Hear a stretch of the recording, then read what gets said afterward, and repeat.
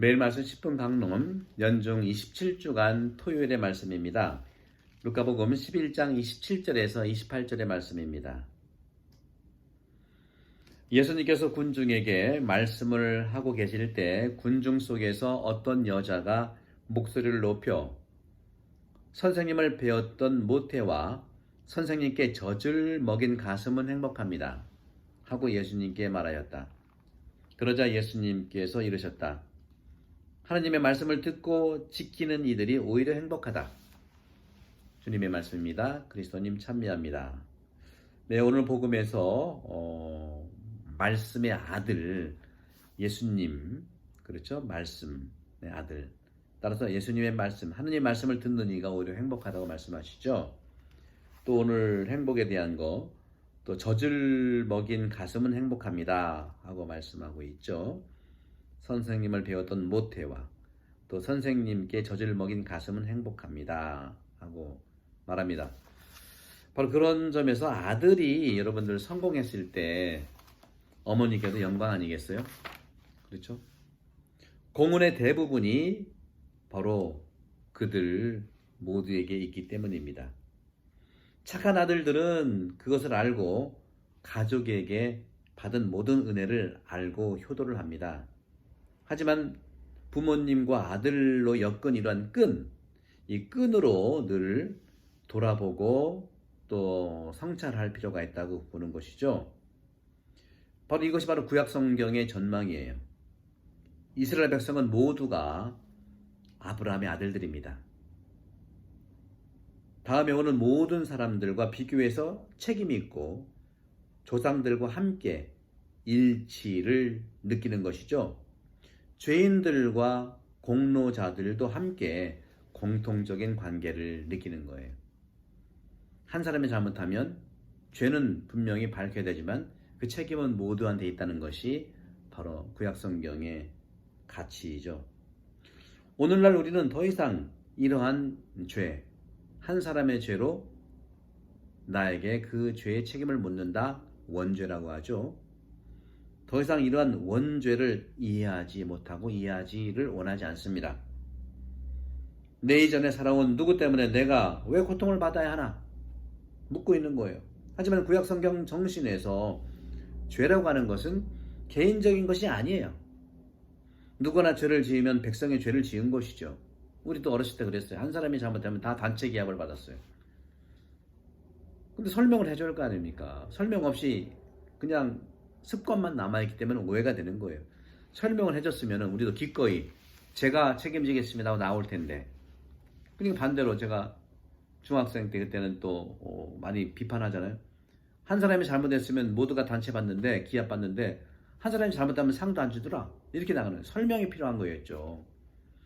관습만 남는다면 안 되죠. 관습이 생긴 설명을 해줄 것이 오늘날의 중요한 가치라고 생각합니다. 구약성경도 마찬가지예요. 따라서 선을 위해서도 그 가치 영향을 주는 것처럼 악도 영향을 준다는 것이죠. 집안에 아기가 태어났으면 아기의 전체 탄생 때문에 집안이 행복하잖아요. 한 사람이 정말 슬프면 집안 전체가 슬프잖아요. 같은 내용이죠. 선한 일들도 그렇게 마찬가지고 악도 역시 그렇다는 것이죠. 선 안에서 산다고 하는 것. 우리는 세상 안에서 보이는 아름답고 선한 모든 것에 그 탓을 돌릴 수가 있습니다. 히랍 교부 대가인 오리게네스는 이렇게 말했습니다. 모든 선한 마음은 세상 안에 오시는 그리스도의 복된 어머니라고 말입니다. 그러니까 예수님께서 이런 말씀을 하시죠. 하느님의 말씀을 듣고 지키는 이들이 오히려 행복하다.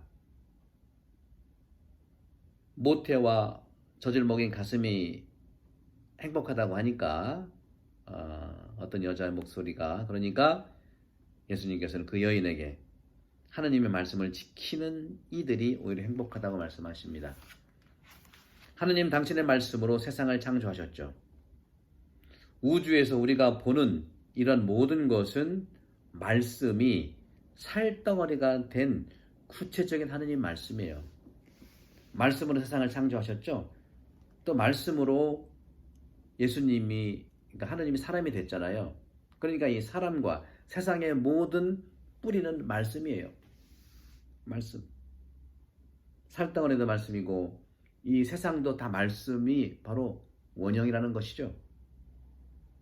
살아있는 생명의 힘을 보존하고 그것은 바로 세상의 시작에 선포된 말씀입니다. 카파도키아 교부 바실리오 성인도 이렇게 말씀하셨어요. 바다의 고기들이 풍성하고 말씀하신 하느님의 이 말씀의 역동성이 풍요로운 축복으로 그 안에 있기 때문이다 하는 말씀이죠. 바다의 고기들이 풍성한 것은 바로 하느님의 말씀에 축복된 이 풍요로움 때문에 그렇다. 인간은 양심과 또 알아차리는 인식과 또 회복되는 치유, 이런 특별한 선물을 받습니다.